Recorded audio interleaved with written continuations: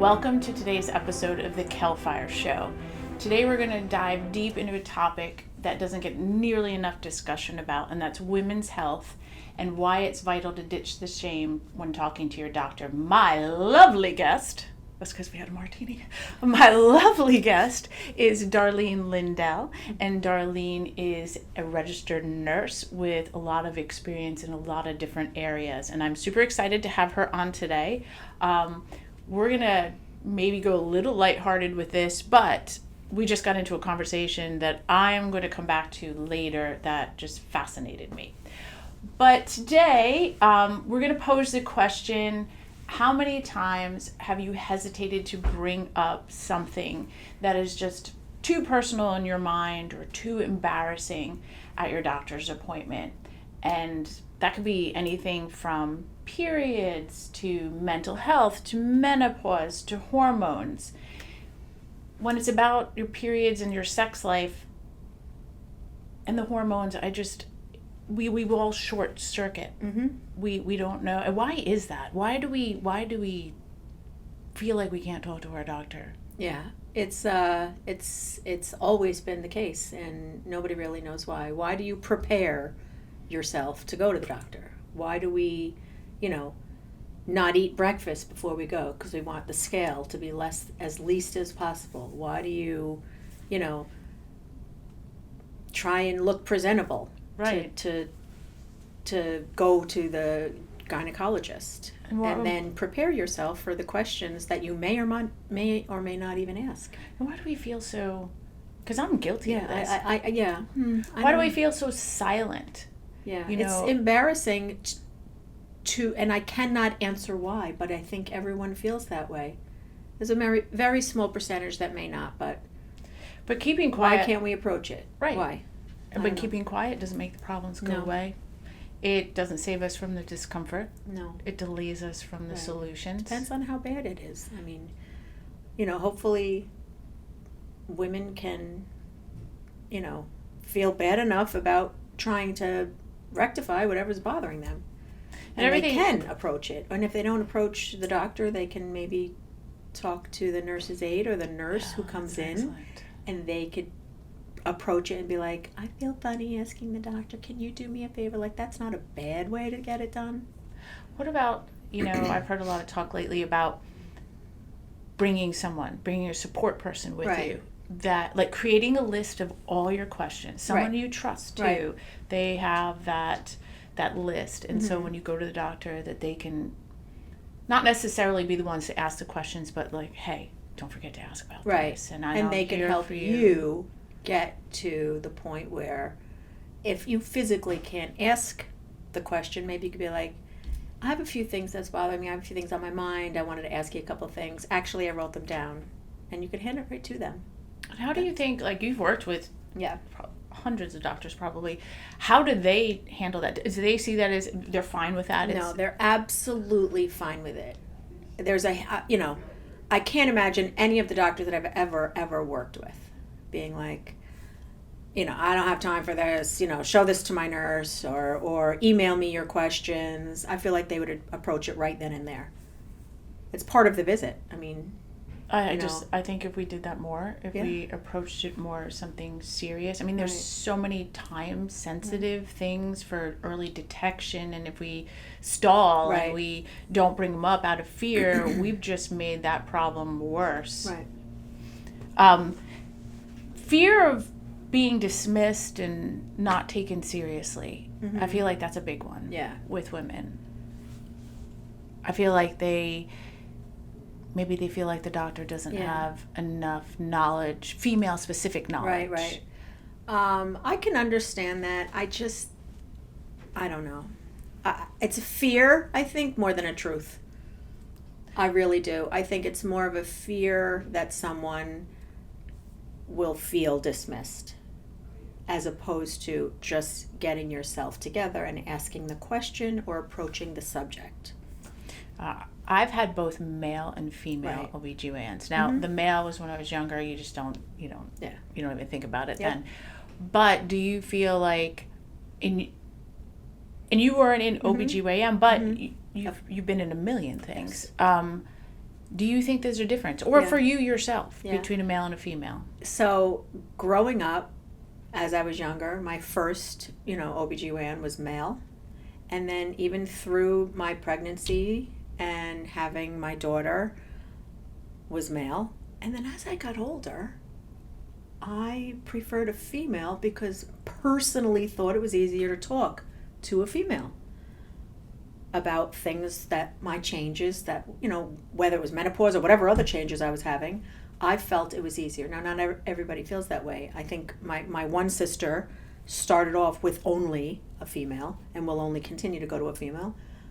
And even my daughter, she's like, I really can't go to a male gynecologist. I have to go to a female. So it's personal. Me, as I got older, I wanted to go to a woman. I agree, because I feel like there's just some things. Like, Well, you have things in common, I think. I think they kind of hear you better. They do. And not a diss to the male. Nope, not at all. gynecologist No, out not at all. there, 'cause we do love you. Yes, you're But still good. That being said, I think they may have, experienced one or two of the things I'm going through. When I was young and in my early 20s, and I didn't get to pick. Here's your gynecologist. He wore a bow tie. Yeah. He was like 90 years old. Yeah. And he wore a bow tie. Okay, that's kind of cute. It's cute. I don't know that he knew what was going on anymore. I'm pretty sure he didn't. Yeah. Well, no, he did. I'm sure he did. Second opinions. Yeah. Well, that's another very subjective. It depends on what it is you need a second opinion for. I'm all for the second opinion. Now, a second opinion can be from another doctor. A second opinion can be from somebody else in the field that has experience, like a nurse practitioner, a nurse, a friend who works in that department, or anything. But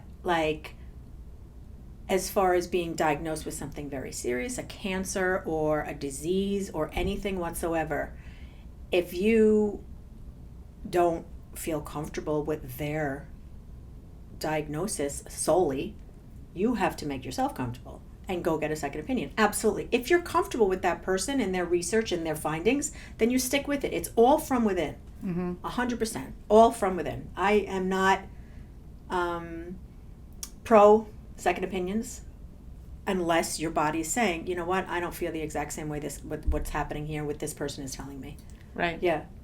I mean, a cancer diagnosis, anything, I feel the exact same way about everything, whether it's small or large, big or small. Yeah. Right. No, I that makes a lot of sense. Yeah, I mean, you know your body. You know when something's off. You know when something doesn't feel right. Physically, you feel something, or if you don't physically feel a bump, a lump, or something different, but you know something's off, something's different with, you go and you ask, you get tested, you get a diagnosis, you go, and if you're not comfortable with that, you go somewhere else and you get another opinion. How do you think, females, because, we're the caretakers, and we tend to put ourselves last, and we also don't want to admit something's wrong. Right.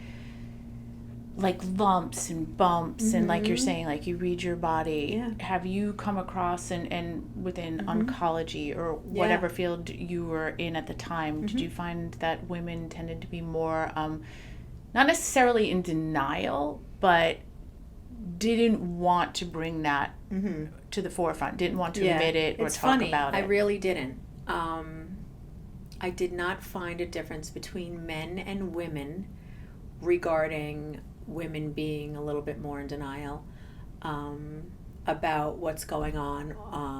I think there was a very even feelings between both men and women. A lot of them came and just, either accepted it and ate and drank healthy and said, I got to take care of myself. I got this diagnosis. Let's get better. It's in their head. The better you mentally feel, the better you physically feel. And then there are patients that come and they say, there's nothing I can do. Now I have cancer. I have to just, I have to go through this and, just go get me a cupcake and I'll feel better. So, no, I didn't see that women, but I could see it. Yeah.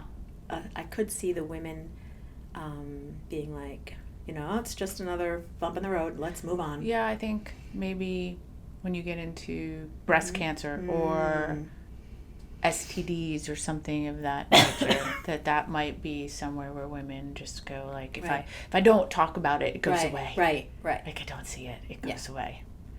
Oh, yes. So let's go a little lighter.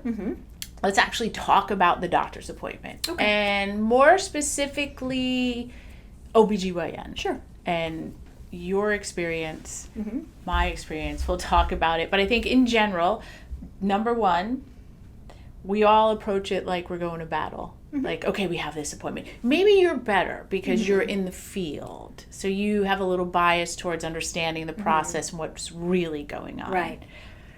But I know, like, you got it, you book it, and you're like, oh, it's 6 months from now. Or a year from now, I don't have to worry about it. But then when that day comes, and you start thinking about your outfit. Yeah. I know I do. Like, what's the fastest I can get this outfit off? Bra and underwear have to match. Yeah, so that's my next because one. They always never see it, just saying. Right. So you get your outfit that you can, like, I always go for a dress that I could just rip off and rip back on because I don't want to make the checkout girls wait. Like, I don't want to make them, like... Do you want to know? I put the lightest pants or dress on because the scale will weigh less when you get there on your annual weigh-in. Yes. You certainly don't want to weigh more than you did last year. No, that's another one. That's a big one. You have to put your lightweight clothing on. And you're like, do I eat? I try to get like the early morning appointment. Yeah. And do I eat? Not only do you not eat, you don't even sip water. You don't sip you sip nothing. Sip nothing. Because you will weigh less. I'm obsessed with that. I don't know why. It's the annual weigh-in. Yes. I think that's a big factor. It is. I've argued with the nurses. Yeah. Or the medical assistants. I need to take my shoes off. Oh, yeah. These shoes weigh a pound. The flip-flops weigh a lot. Just kidding. Oh, I should do flip-flops. You got to kick the flip-flops off. I take my watch off, my rings, my earrings, the glasses come off, everything. If and the scale sometimes... If that sucker's higher, I'm contemplating cutting my hair. Absolutely. Right here, I'm cutting my hair. Exactly. I'll cancel. You know what? I don't feel good. I feel good tomorrow. Don't record. Don't weigh me yet. I got to go pee. Exactly. Empty the bladder, empty everything. The night before, I'm taking Smooth Move tea and a laxative. Empty out. Everything goes. And then so I can step on the scale and be like, I may be a year older, but damn, I weigh the same. I'm a pound less. I'm a pound less. Look at me go. Never did I say it. Said no one ever. No. Oh, scale's always up. Damn scale. I always look at it. I'm like, this is what goes through my brain. 500 women have stepped on the scale. It's not calibrated anymore. Oh, no. It's completely off. I can take 5 off. Oh, no. Take 5 off. Right. Or you tell them, can you do me a favor? I haven't gone to the bathroom in like 4 days. Can you just take a pound or 2 off? You can do that too. You can totally. I need to do that. Someone will do that for you. Will they really? Oh, yeah. Yeah, I'll be like, hey, that's probably 2 pounds. Yeah. That's probably 2 pounds. Yeah. I had a really big meal 2 nights ago. Pasta. I haven't gone to the bathroom. Yeah. I had a steak dinner. No. I had the full baked potato all the way. And I have not exited that yet. That's still in there. -2. Exactly. So you brought up the underwear and the bra. Yeah. That's a big one. Like, do you go, there's been this school of thought of like, just go with no underwear because it doesn't matter. No. Or go with the conservative granny panties, but that are white and you bleach those suckers. They're crispy, clean. Like, crispy is a horrible word for underwear. Crispy clean. Gross. Fresh and clean. Fresh and clean. Crispy clean. Or you go with the thong or whatever, and you're so obsessed with what what your choice is for your underwear and your matching bra, and then before they come in, you shove your underwear in a purse or under something. Everything's tucked under. Not only that, who sees that? No one. No You're one. in a gown or a half gown or a lack of gown or a paper gown that you've ripped putting on. Yes, I've put the gown on the wrong way. Yeah, gown open in front. Yeah, I've opened it. I put it in the back. And what are they going to do with that? Come on. I know. I've learned to ask from now on, like, open in the front, right? Like, right before I go. What doctor am I at? That's right. GYN. Front, open.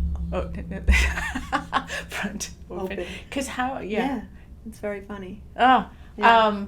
Okay, so the pre-appointment grooming.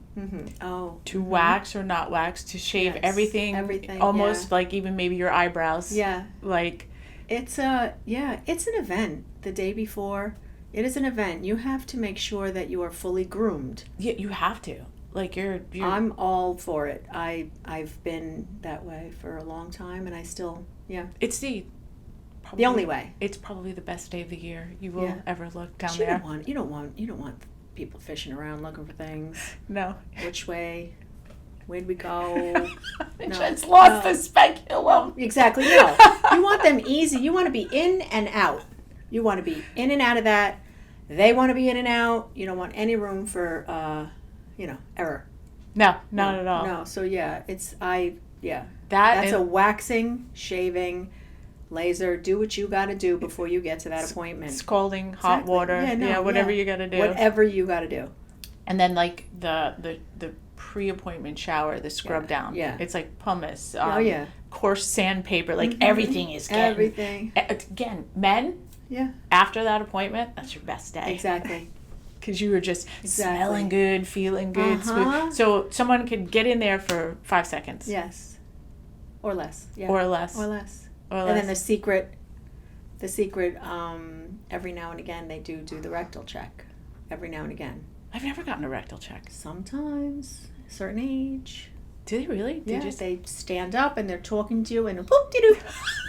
They do just pop it in check and make sure, Sometimes they tell you and sometimes they don't. Oh. Mm-hmm. I've never had that happen before. One told me, one didn't. I'm dying now. Yeah. Now I'm going to be like, what are you doing down there? Yeah. What are you going to do? Yeah. Let's go through the itinerary of which parts are we going into. Yeah. I think it's 50 and up, if I'm not mistaken. They haven't done it to me yet. Yeah. It's a slip of the finger. It's quick. Yeah, it happens really fast, and then it's over, and you're like, well, thank you. Thank you for that. Yeah, I guess, I don't know what they could do that fast, but they do check. Yeah, I think it's 50 and older, yeah. Then when they go to the breast exam, I feel like they're playing patty cake on my boob, or the drums. They're just like, on your boobs. And you're like, really? Did you feel anything? It's like, making like pizza. All around. It's like the dough ball. And I'm like, well, I felt something there once. No, it's nothing there. All right, thank you. Arm up. Yeah. Routine. Hopefully it goes routine for everyone. Yeah. I just question when they go so fast. I'm sure it's because they've felt a million boobs. Yeah. And There's so they a way know. They do it. You gotta they go it on the circle. symmetry. Yeah. You got to go with 2 hands from the inner to the outer, and with the the fingers, and they're feeling with each finger, and they know that if it's like a dinner plate. They're going around from the center to the outside of a dinner plate. Oh. And then they feel, and kind of fascinated by that. And if they feel what they call a plate of peas, like peas on a plate, that's normal. That's like a little benign cysts. Mm-hmm. Oh. Yeah, I have a plate of peas on my left side. Really? Uh-huh. Are they like little petite peas. Green peas, or are They're they like little those sweet English peas, I think. Ah. Yeah, I mean the way I felt it. No. I didn't know any of it. Yes. I thought if you felt the peas, like that was you were good. in trouble. Peas are I don't know if they're good or not, but they're fine for me. Right. My plate. I have a small section that's like little cystics. They said it feels like a plate of peas. Well, that brings us to the mammogram. Yep. Should you be getting one of those? Oh, yes. Obviously.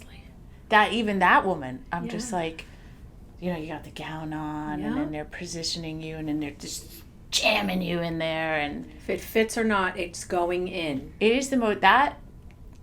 For me, so far, has been the most humbling thing ever.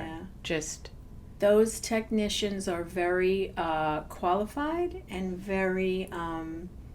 It's like reading a paper to them. This is just like to us.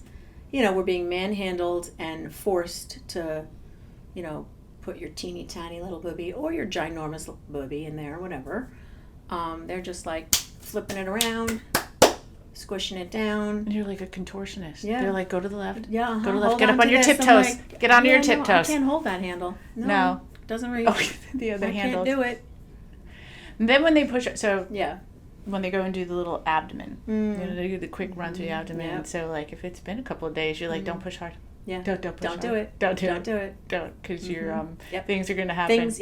I can't promise you there will be silence. You're going to get like a colonoscopy on the table. Right. Exactly. Just take the stool sample. Right. Oh, this has gone bad. This one. This one. Yeah, no, those appointments you have to prepare for. Well, you do the whole... It's like a week in advance. I try to put enough makeup on to look like I don't have makeup on, but Mm-hmm. I was flawless for this appointment. Flawless. For my doctor who could give a rat's who sees you ass. for 27 seconds total in a gown. He didn't see no matching underwears. He did not see your thong. No. Nor did he notice what was groomed and what was not. He is laser focused on one hole. Maybe two. Maybe two. Maybe two if you get the Depending slip. upon the slip, the quick slip. I feel cheated. Yeah. You don't. You don't get that. Trust me. It's coming. It is coming, Kelly. It's coming. And then when they ask you, my favorite, I try to remember ahead of time, or there's been times where you just forget, and it's your, your mental checklist of your history. Yeah. So when was your last pap smear? Yeah. Especially if it's a new doctor you're switching, and you're like, should I lie because I don't want it again? Can I push it off a year? Yeah, I know. I hear you. Well, paps now are what, every 2? I think it's every 2, which is exciting. Paps are every 2. Mammos, I also think are every 2 once you hit a certain age or criteria. I think so. Yeah. I think that's patient specific. It is. It could go every year. Right, if you got no issues or have no issues. But if they come in and they tell me you don't have to get a mammogram this year, this is not your pap year, and you're like, wow, I know, yes. I know. This one would be out in 15 minutes. Hip, hip, hooray. Exactly. And then if you're still getting your period, mm-hmm.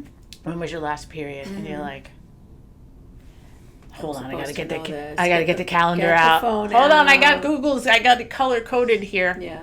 No, not applicable. And then you just ballpark one out there. October. Yeah, last month at some point. Yeah. Any day last month I had it. I don't remember. And then they ask you, now at this age with us, yeah. Well, how is your flow? And you're like, do we have to talk about that? How is your flow? How is your flow? Yeah. Is it heavy? Is it light? How many days? That's where it's important, I think, to be honest, and I agree. Tell them. Because, you don't want to be uncomfortable and you don't want to be having irregular, clots and things coming out when it's not necessary. There's things you can do, especially with all the estrogen, progesterone changes as we get older. Yeah, I agree with that one. Yes. And then, also, they love that if you're married, they still ask it, what's your sexual history? Are you still with the same partner? Yeah. And I feel like that should be my that should be a husband should checklist. be in there. That should be a checklist. If you just check it off. Come in here too, mister. Yeah, you got some questions to answer. Yeah. The stirrups. So whenever I go in, I'm like, oh, the stirrups. Hateful stirrups. Hateful. And they look back at me like, we're going to get real intimate today, lady. Yes. And then the doctor's like, scoot down. And Further, I'm going to fall off this freaking table right now. Or I cannot promise you things are going to be safe for you if I come down any further. Do you ever? And then the socks. Yeah. I'm always like, what color? I look down at my socks. I'm like, oh, they're a little gray. They're a little dirty. She thinks I doesn't take care of myself. Yeah, you got to have a clean sock on or no sock if it's not clean. You can go barefoot. I never thought about that. You could go barefoot in the stirrup. You can do it.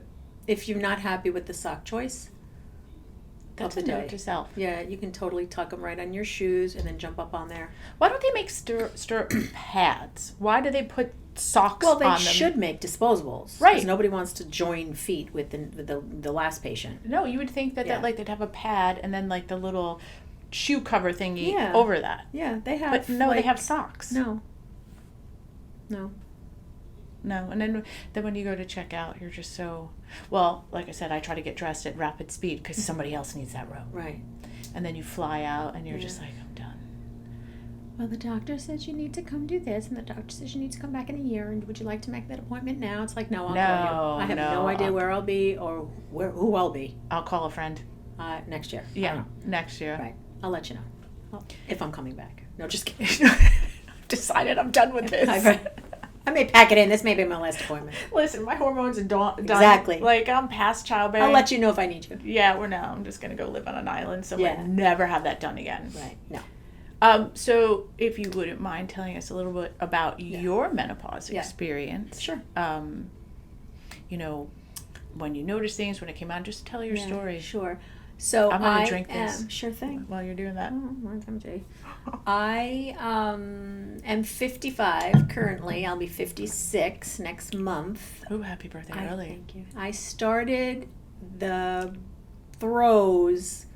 beginnings, I guess, of menopause right around 50 with an intermittent hot flash here and there.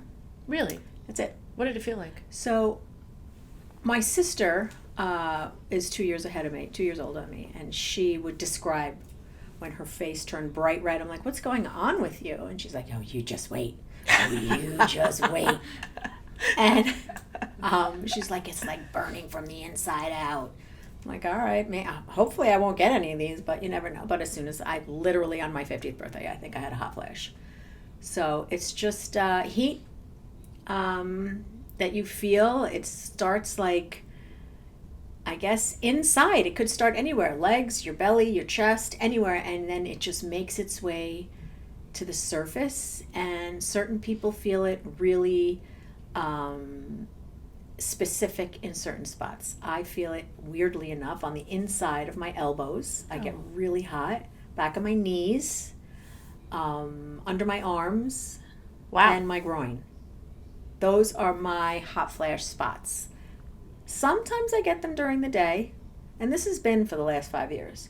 And sometimes they're only at night, but they are every night. They are not, they do not come and go at night. They're every night, regardless. If I drink, if I don't drink, if I eat, if I don't eat, if I eat healthy, if I don't eat healthy, they're there. I've tried, switching up my diet, switching up not drinking, wine, vodka, whatever. They're there. It's part of it, and it's just I'd be a lack so of sad estrogen. about the hot flash in the groin area. It might be exciting. Well, never know. It's like at night when it's happening. First and foremost, I'm grateful for my king size bed because everything needs to move out my way, and I get into the X position for 60 seconds, and I cool off. And then the blankets go back on because my cool skin from sweating is then chilly. So then you put the blankets back on. Oh. Yeah. And then you go fall back asleep. And then maybe a half an hour or 2 hours later, you wake up with it again. Covers come off, arms up, legs apart. 60 seconds later, you cool down. So we do have a fan above our bed, and it's utilized. Always. I've not had a hot flash. I'm 53. I haven't had a hot flash yet. Now I don't want one. Yeah. I mean, some people really can't tolerate them and have to go on estrogen or whatever and take some extra hormones just to get past some of it. Some of it's really interferes with their livelihood. And dress in layers. That's imperative. When you hit menopause and start to get hot flashes, dead of winter, wear your hat, wear your scarf, wear your winter jacket, but wear layers. Because you will be in a tank top by the end of that hot flash. What else? What was the next? Was there anything else that you've had? And, vaginal dryness is definitely a thing. And I'm thinking to myself, it's not dry. It's just, what did I originally think it was? I was like, I don't remember I don't know. We need, lubricant. You got to use lubricant because it's so dry because you're not, producing all that. The estrogen and the progesterone. All the estrogen, progesterone, exactly. Testosterone. Yeah, exactly. So, good love. Wait, Too Good or Good Love, I can't remember. It's over the counter. It's in the pharmacies as a good lubricant. And did you feel like, you're a nurse practitioner or a registered nurse, so did you feel like you scientifically dealt with it, or did you have any sort of was it mental for you? No, I just physically dealt with it, and all my questions I did speak to my gynecologist about. She's amazing, and she's easy to talk to, and all of my questions and her recommendations, because I wanted to do least as possible medicine wise, which, thank God, knock on wood, I don't take anything whatsoever for that. I take plenty of other things for other things, but Yeah, I dealt with it the best I can. Like I said, the only thing is really the hot flashes for me. Even the, dryness. People are cannot have that. They can't deal with that. So there's medicine that you can take, or there's medicine you can place, and suppositories and everything, that helps that. And people, feel relief with that. Personally, I take control of that myself. Right. And same with the hot flashes. I just dress in layers. Mood swings, anything like that? No, me personally, I didn't. No. I'm just, I don't consider myself a very moody person to begin with. I think that, and this is very specific to yourself. Right. So, no, I did not have any mood swings. I did not have highs and lows. I did not feel, leave me alone. I just feel tired today or anything. No. Are you gone through menopause? Did you hit menopause, or are you still perimenopause? I am right smack in the middle. Yeah. So have you missed some periods? Oh yes, no. I had a uterine ablation. Ah, okay. Because I was very heavily bleeding and big clots and this and that was affecting my, When was that? I had it in 2008. Oh wow. Yeah. Long time ago. So I haven't had a period since then. Right. So it wasn't that I was, not getting my period for a year and then counting and this and that. So that personally did not happen. But the hot flashes started when I was 50, and that's when I knew. Yeah. And, you could draw labs at any time. Right. Your gynecologist can order lab work, and she can tell what your FSH and your LH levels and gluteinizing and... So she can tell, Gluteinizing, I meant. Roughly hormones. where you are in terms of the transition. Premenopausal, perimenopausal, postmenopausal, by all your different hormonal levels, yeah. Yeah, if you wanted to know, I personally wanted to know exactly where I was because, I didn't stop getting my period. I already had that taken care of. Some people do still bleed, though, after they have a uterine ablation. Yeah? Yeah. Not everybody just, stop. But I happen to not have another red blood cell come out of my body after that. Pesky damn things. Yeah, my sister had one, and she still got her period after that. I just watched, and this is at least for me individually, but I don't think women educate themselves enough about their bodies, because I just saw a 3D animated version of getting your period, of your lining coming out, which was fascinating. And I was watching, I'm like, that's what it looks like. Yeah. I had different visions of this, and then how it populates back up, and then how it comes down. And so it takes 30 days for your uterus to thicken. Yeah. And then as it sheds and comes through the cervix, that's when you have your period, a certain amount of days, and then it takes that longer to build back up. So so far, the only symptoms I've had, and I don't have them anymore, but I had this very short run of night sweats. Short run. Yeah. 2 months tops. Yeah. About almost a year ago. And then it stopped. Really? And then now I had irregular periods my whole life. Right. They would go 32 days, 38. Now they're 26, 26.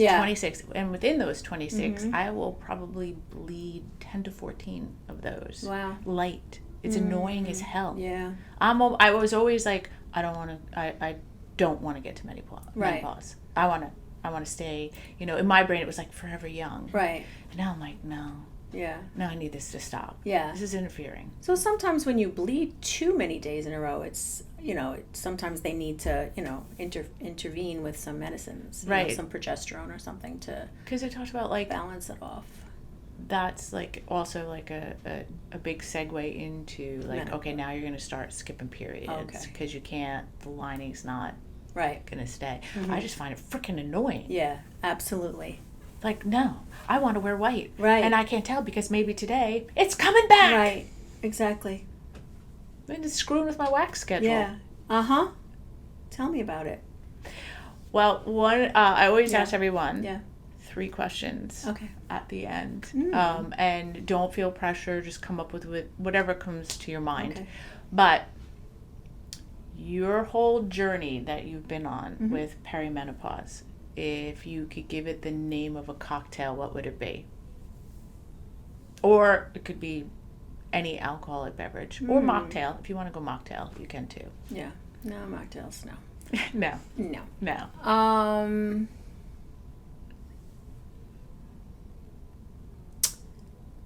going to sip mine while she's talking. Yeah, really. Hot and spicy margarita. Ooh, I like that. Like a I personally don't like a hot and spicy margarita. I like a regular one. However, it sounds kind of appropriate. I think so. Because, I Like a mean... spicy margarita. Spicy? Why not? One of the girls that came on, Hot? she Yeah, said all the time. Bloody Mary, and I thought it was the most brilliant drink. Oh my God, that's a good one. I know, she stole it. She wins MVP of cocktails. That's a good one. Someone said dark and stormy. I was like, that's also not bad. a good one. Also a good one. Hot and spicy margarita. No, I like it. I like Right. it because it's like, Yeah. a margarita's great. Right. Now you got to throw something in there Right. to kind of mess with your Right. vibe. Right. Agreed. If you could give a title or a name, it could be your own, it could be a movie, a book to your journey, what would it be? Say what comes to your mind. No. We're not filtered. Let's think. Well, I have to kind of think about that one. The Perfect Storm. Oh, I like that. I mean... Yeah. Well, it's kind of good with you because you said you're dealing with it on your own terms, with your own ways of handling the different symptoms. And so the perfect storm for you. Right. That's good. All right, last question. Sure. This one always gets everybody, Rachel. Everybody blanks out on this one. All right, you have to give it a theme song, your journey.